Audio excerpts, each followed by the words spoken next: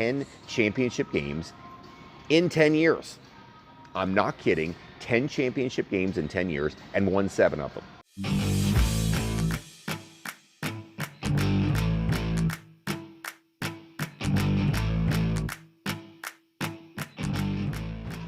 Hey there, Coach Devin here.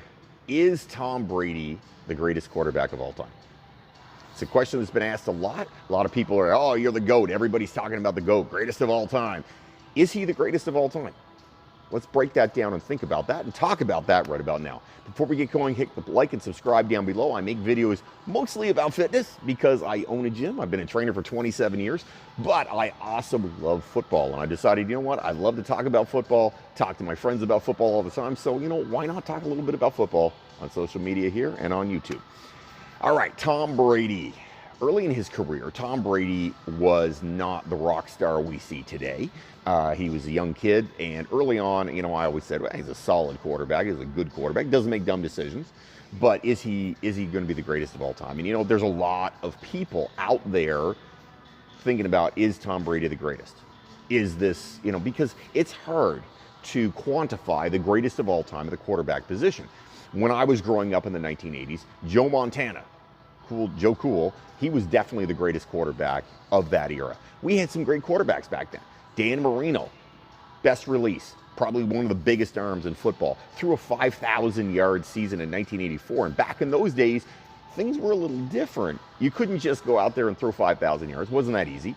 In today's standard, from what I've been reading, it looks like Dan Marino, a 5,000-yard season is like a 7,500-yard season.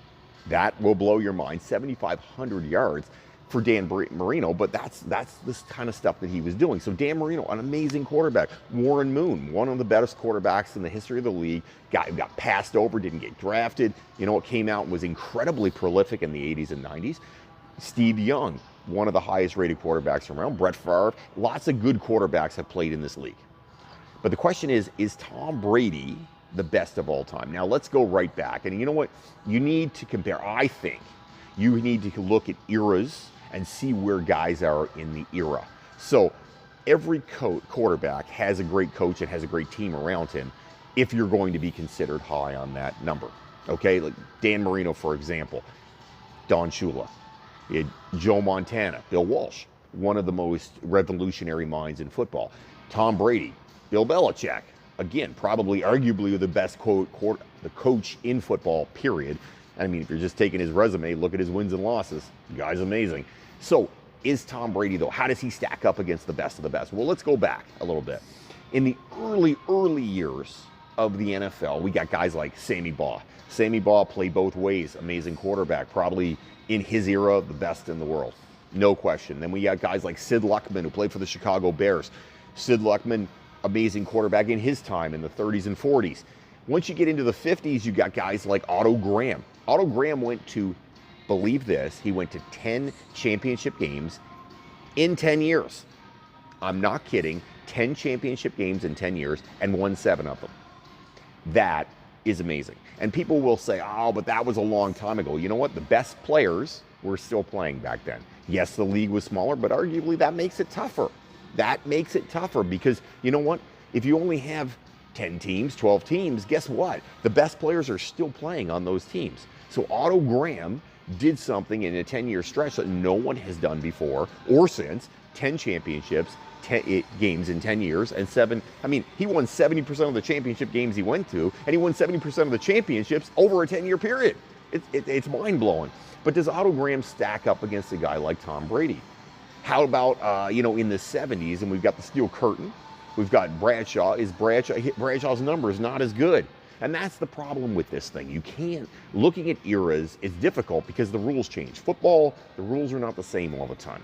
They come, they go, you got this, that, the other.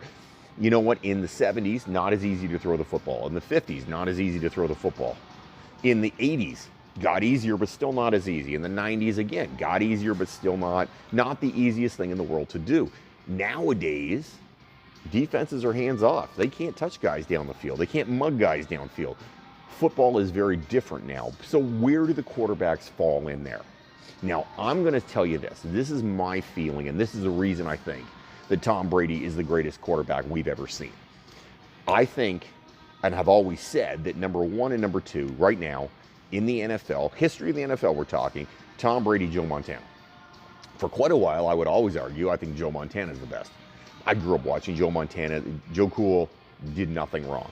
And Joe did things that were mind-boggling at the time. He won based on, superior brain power. Joe knew where to throw the ball, incredibly accurate, didn't make dumb decisions. In fact, Tom Brady, his idol growing up, Joe Montana. Interesting how that works because they play a very similar game. They don't play based on, I can throw the ball 70 yards downfield on every play. They're not bombs away guys. They're smart guys. They throw the ball in the right spots. They don't do crazy things with it. They don't throw a bunch of interceptions. But when you break it right down, Tom Brady, I say, arguably is the best quarterback in the history of the league. The reasons are pretty simple. Number one, it is harder right now in the NFL to put together a team and keep it together. Very difficult. In the 80s, 70s, 60s, 90s, 50s, you put a team together, that team stayed together for 10, 12 years because there wasn't free agency. Guys weren't jumping around all the time. You got an all-star team like the Steelers of the 70s, the Niners of the 80s, the Cowboys in the 90s. Those teams stuck together, stayed together, played hard together. If you got a great team around you, guess what? You look like a rock star as a quarterback. It's just a fact. Nowadays, with free agency, guys coming and going. And if you look at really what Tom Brady's played with, how many Hall of Fame guys has Tom Brady played with? Joe Montana played with Jerry Rice, the best receiver in the history of the game. John Taylor, a legitimate number one receiver anywhere you're talking about. In the 70s, Bradshaw was playing with Stallworth and Lynn Swann, two of the best receivers in his era. Aikman played with some fantastic guys too. I mean, he's got Troy Aikman. Aikman. He didn't have Troy Aikman. Aikman had Michael Irvin. He had Emmitt Smith. He had the best running back in football at the time. So how are you doing this? How does this all work out? Well, Tom Brady has played with a bunch of, basically outside of guys like Wes Welker, who had a 5-year run that was amazing, and he had Randy Moss, who played very good football for quite a while, but not a ton of time in New England. He's only in New England a few years. Tom Brady hasn't played with any rock stars. Name a running back that Tom Brady's played with is the best in football or close to the best in football. There isn't one. He's played with a bunch of no-names and nobodies. At the receiver position, a bunch of no-names and nobodies. Gronkowski at tight end, yes, fantastic tight end. Was Gronkowski the greatest tight end in the history of the league? No, he was very solid. There was a period there he was the most dominant guy in football, but he wasn't the best of the best for a long period of time because he was injured a lot. So he didn't do those things. At wideout, yes, he had Wes Welker for 5 years. Wes Welker was the best slot receiver in football, but a lot of that had to do with Tom Brady throwing the football. I would say Wes Welker, 100%, the best slot receiver around, but Tom Brady made Wes Welker better than Wes Welker made Tom Brady because Brady did it with everybody. On the defensive side of the ball, he played with some good players. Again, solid guys, the Ty Laws of the world. But Teddy Bruschi, a guy who's in the Patriots Hall of Fame, but not in the Hall of Fame. I would argue he probably has only played with 2 guys. Brady's played with 2 to 3 guys total in his career that have been Hall of Famers. Randy Moss, Welker's kind of a maybe. Vince Wilfork for sure. I think Vince Wilfork for a while was the most dominant nose tackle in football. Probably deserves a shot at the Hall of Fame. And then you got a Wes Welker, who I think that 5-year period as a slot receiver, he's the best in football. But outside that, Tom Brady's played 21 years, 20 of it with the Patriots, and a lot of no names and nobodies. And the defining feature was Tom Brady playing excellent football. That's the defining feature. So I would argue across the board, if you look at every eras, the most dominant era, obviously Otto Graham. Otto Graham in a 10-year period, the most dominant team. But again, that team was the best team in football. The Patriots have never been the best talented team in football. The Patriots have always been a solid team, a solid, incredibly well-coached team with a rock star at a quarterback position. So when you boil it down, I say, my argument is Tom Brady, greatest of all time. I've always said Joe Montana up to about 5 or 6 years ago. Now I say Tom Brady. You can't go to 10 Super Bowls in 21 years without just being the best of the best. It is harder now to get to the Super Bowl than it's ever been. With free agency, it's hard to keep a team together, and he's done it consistently, year in, year out. Name a bad year Tom Brady's had. He hasn't had one. So I would say Tom Brady, greatest quarterback of all time, followed by Joe Montana. Third place, I'm probably going with Otto Graham because I've always been a huge Otto Graham fan. And fourth place, I'm going with Dan Marino. That is my top four right there. What is your top four? Who do you think is the greatest of all time, and who's your top four guys in the NFL?